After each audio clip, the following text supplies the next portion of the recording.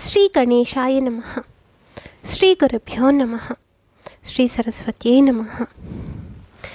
రామయ్య, శ్రీరామయ్య, సీతారామయ్య. నిజానికి రామా అని చెప్పి ఇప్పుడు పిలుస్తున్నాను నిన్ను అంటే కోదండం పట్టుకొని చక్కగా ఆజానుబాహుం అరవింద దళాయతాక్షం అని పొగడబడినట్టుగా ఉంటే రాముడిలా కనిపిస్తావు. రాముడు అని మేము అనుకుంటాం. సీతమ్మ పక్కన ఉంటే, లక్ష్మణుడు పక్కన ఉంటే, హనుమంతుడు చేతులు జోడించి కూర్చుంటే. అదే పిల్లని గ్రోవి పట్టుకొని తల మీద నెమలీక పెట్టుకొని అలా నిల్చొని ఉంటే కృష్ణుడు అంటాం. లేదు లింగ రూపంలో ఉంటే శివుడు అంటాం. చక్కటి చీర కట్టుకొని పొట్టు పెట్టుకొని పద్మాసనంలో కూర్చొని ఉంటే లలితాదేవి అంటాం. పద్మంలోనే కూర్చొని ఉంటే లక్ష్మి అంటాం. కాస్త రౌద్రంగా కనిపిస్తే కాళీ అంటాం. ముద్దుగా కనిపిస్తే సుబ్రహ్మణ్యుడు అంటాం. బొద్దుగా కనిపించి తొండంతో కనిపిస్తే వినాయకుడు అంటాం. మాకు ఇష్టం వచ్చినన్ని పేర్లు, ఇష్టం వచ్చినన్ని రూపాల్లో అద్వితీయమైన పరబ్రహ్మ స్వరూపమైన నిన్ను కొలుస్తూ ఉంటాం. రామభక్తులకి లోకమంతా రామమయం. లలితామ్మవారి భక్తులకు లోకమంతా కరాంగుళి నఖోత్పన్న నారాయణ దశాకృతి అని వర్ణిస్తారు. ఇక శివభక్తులకు సర్వం శివమయం. ఇలా ఎవరు ఎంత తలుచుకుంటే, ఎలా తలుచుకుంటే అలా నీవు కనిపిస్తున్నావు. కానీ నిజానికి అసలు నీ తత్వమేంటో, నువ్వేంటో ఎవరికి తెలుసు స్వామి? నా ఊహకు అందుతావా నువ్వు? నిజంగా సనాతన భారతీయ సంప్రదాయంలో పుట్టినందుకు, భారతీయులుగా పుట్టినందుకు, ఇక్కడ పుట్టే అర్హత ఇచ్చి ఇక్కడ పుట్టేలా చేసినందుకు ముందు నీకు ఎంత నమస్కారాలు చెప్పాలి స్వామి. ఎందుకంటావా, చెట్టు పుట్ట రాయి రప్ప ప్రతిదీ దైవస్వరూపంగా భావించే అపరూపమైన ధర్మంలో పుట్టినందుకు, ప్రతి దాన్ని గౌరవించే సమాజంలో బ్రతకమని చెప్పినందుకు. మేము చేస్తున్నామా చేయడం లేదా అని అంటే చేసేవాళ్ళు చేస్తున్నారు, లేని వాళ్ళు లేరు. ఒక మంచి పని చేస్తుంటే వెనుక నుంచి కోతులు తవ్వేవాళ్ళు, ముందు నుంచి రాళ్ళు విసిరి కొట్టేవాళ్లే ఎక్కువైన ఈ రోజుల్లో కూడా ఇదంతా లౌకిక వ్యవహారం.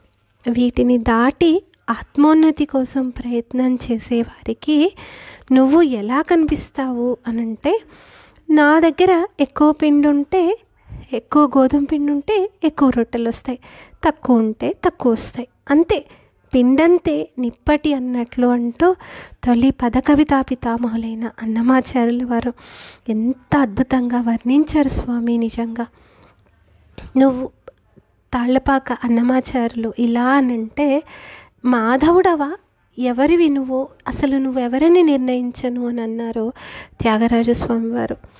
రాముడివా, కృష్ణుడివా, శివుడివా, ఎవరు స్వామి నువ్వు, అసలు నిన్ను ఏమని వర్ణించను అన్నారు త్యాగరాజస్వామి వారు.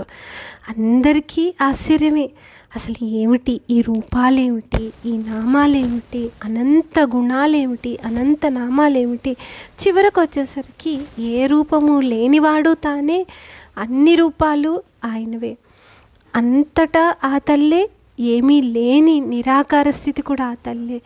మన ఇష్టదైవంలోనే సమస్త సృష్టిని చూడగలిగిన పరమాద్భుతమైన హిందూ ధర్మం, సనాతనమైన ధర్మం. ఇదే ఉండాలి, ఇలాగే ఉండాలి, ఇలాగే చెయ్యాలి, ఇదే పూజ, ఇదే పద్ధతి అని కాకుండా నా మనసుకు తగ్గట్టు నేను చేసుకోగలిగినట్టు, నా వల్ల అయినంత సృష్టి ధర్మానికి వ్యతిరేకంగా వెళ్ళవలసిన అవసరం లేదు, ఎవరిని నిందించవలసిన పని లేదు, నువ్వు చేస్తున్నది తప్పు అని ఒకళ్ళని అనవలసిన అవసరం లేదు. ఇలా చేస్తేనే ఇది, ఇలా చేయకపోతే నీకు శాపం తగులుతుంది అన్న మాట లేదు, ఇలా చేయకపోతే నువ్వు నరకంలో పడతావు అని లేదు. మంచి పని చేస్తే చాలు, మంచిగా ఉంటే చాలు, భగవంతుడు కరుణకు నోచుకుంటాము అనే అపరూపమైన ధర్మం. ఆ ధర్మంలో ఉన్న వైవిధ్యత అంతా నీలో చూపిస్తూ నిన్ను అసలు ఎలా అర్థం చేసుకోవాలి అని అంటే, కాశీలో గంగమ్మ దగ్గరకు వెళ్ళి ఒకడు ట్యాంకుతో నీళ్ళు తెచ్చుకుంటారు, ఒకళ్ళు చిన్న బిందెలో తెచ్చుకుంటారు, ఇంకొకరు చిన్న గంగ చెంబు అని చెప్పి తెచ్చుకుంటారు, ఒకళ్ళు అక్కడే తాగేసి వస్తారు. ఏది ఎలా చేసినా గంగమ్మ నిరంతరంగా ప్రవహిస్తూనే ఉంటుంది. అక్కడ గంగమ్మకి లోటు రాదు. అలాగే పరబ్రహ్మమైన నీ వల్ల కొరత అనేది లేదు. మేము ఎలా చూడాలి అనుకుంటే అలా కనిపిస్తావు. మంచివారికి మంచిగా కనిపిస్తుంటావు, చెడ్డవారికి చెడ్డగా కూడా కనిపిస్తావు. ఎందుకు అనంటే వాళ్ళ మనసులో ఉన్న భయం వారికి నీలో ఉగ్ర నారసింహుణ్ణి చూపిస్తే, మంచివాడి మనస్సులో చేతల్లో ఆత్మోన్నతిలో కనిపించే మంచితనం నీలో చక్కటి లక్ష్మీనారసింహుణ్ణి దర్శనం చేయిస్తుంది. అదే కదా మరి నా మనసులో భావాన్ని పట్టే పరమాత్ముడు, పట్టిన వారి చేబిడ్డ పరమాత్ముడు అని అన్నమాచార్యుల వారు అన్నట్టు, నిజంగా ఉప్పునీటి సముద్రం దగ్గరికి వెళ్ళి చలమ తవ్వితే ఉప్పు నీరే పడుతుంది. మంచినీళ్ళ బావి దగ్గరికి గంగానది చుట్టుపక్కల పరివాహక ప్రాంతంలో తవ్వితే గంగాజలమే పడుతుంది.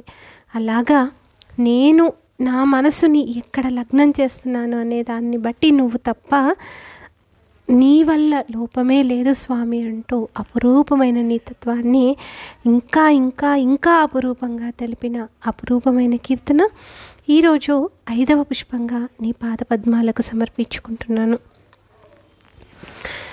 ఎంత మాత్రమున ఎవరు తలచినా, ఎంత మాత్రమున ఎవరు తలచినా, అంత మాత్రమే నీవు.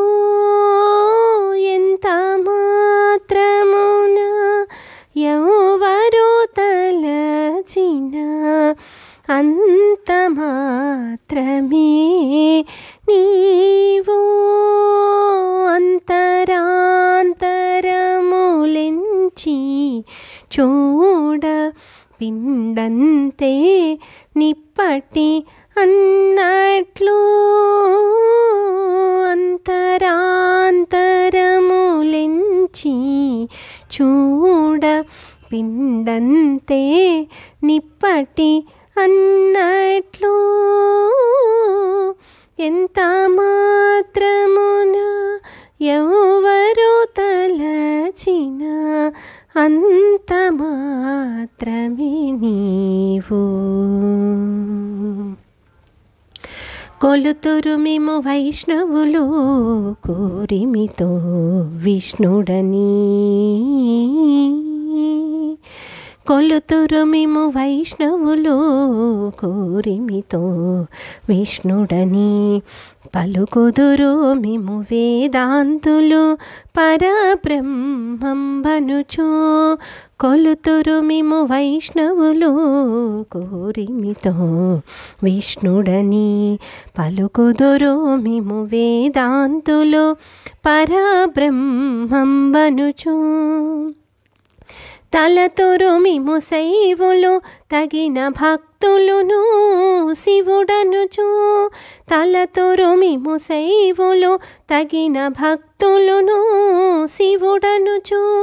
అలరి పొగడుదురు కాపాలికులాది భైరవుండనుచు. అలరి పొగడుదురు కాపాలికులాది భైరవుండనుచు. ఎంత మాత్రమున ఎవరు తలచినా, అంత మాత్రమే నీవు. అంతరాంతరములించి చూడ పిండంతే నిప్పటి అన్నట్లు, అంతరాంతరములించి చూడ పిండంతే నిప్పటి అన్నట్లు, ఎంత మాత్రమున ఎవరు తలచినా, అంత మాత్రమే నీవు. సరిమిమ్ముదురు శాక్తేయులు శక్తి రూపు నీవనుచు దర్శనములు మిము నానా విధులను తలపుల కొలదుల భజింతురు. సరిమిమ్ముదురు శాక్తేయులు శక్తి రూపు నీవనుచు దర్శనములు మిము నానా విధులను తలపుల కొలదుల భజింతురు. సిరుల మిమునే అల్పబుద్ధి తలచిన వారికి అల్పం బగుదువు. ధరిమల మిమునే ఘనమని తలచిన ఘనబుద్ధులకు ఘనుడవు. నీ వలన కొరతే లేదు మరి నీరు కొలది తామరవు. నీ వలన కొరతే లేదు మరి నీరు కొలది తామరవు. ఆవల భాగీరథి దరిబావుల ఆ జలమే ఊరిన ఎట్లు. నీ వలన కొరతే లేదు మరి నీరు కొలది తామరవు. ఆవల భాగీరథి దరిబావుల ఆ జలమే ఊరిన ఎట్లు. శ్రీ వెంకటపతి నీవైతే మము చేకొని ఉన్న దైవమని. శ్రీ వెంకటపతి నీవైతే మము చేకొని ఉన్న దైవమని. ఈ వలనే నీ శరణనెదను ఇదియే పరతత్వము నాకు. శ్రీ వెంకటపతి నీవైతే మము చేకొని ఉన్న దైవమని. ఈ వలనే నీ శరణనెదను ఇదియే పరతత్వము నాకు. ఇదియే పరతత్వము నాకు. ఇదియే పరతత్వము నాకు. ఎంత మాత్రమున ఎవరు తలచిన అంత మాత్రమే నీవు. అంతరాంతరములించి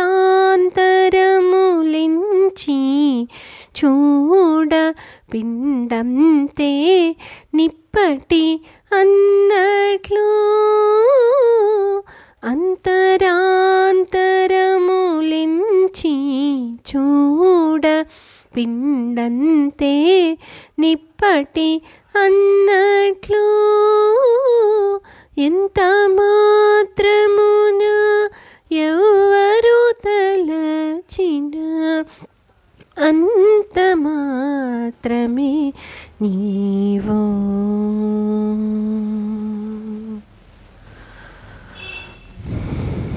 చిన్ని ఆలోచన, చిన్ని జీవితం, చిన్ని ప్రార్థన. కోరుకునేదల్లా అనాయాసైన మరణం, వినా దైన్యైన జీవనం, దేహాంతే తవ సాయుధ్యం దేహిమే మహానుభావ. అంతే. అది ఎవరో పార్వతీపతి అనాలా, లక్ష్మీపతి అనాలా, వాణీధౌడవ్ అనాలా, అమ్మవారు అనాలా, ఏదైనా సరే బాధ్యతలు తీరిందాక ఆరోగ్యం బాగుండాలి. నువ్విచ్చిన బాధ్యతలే.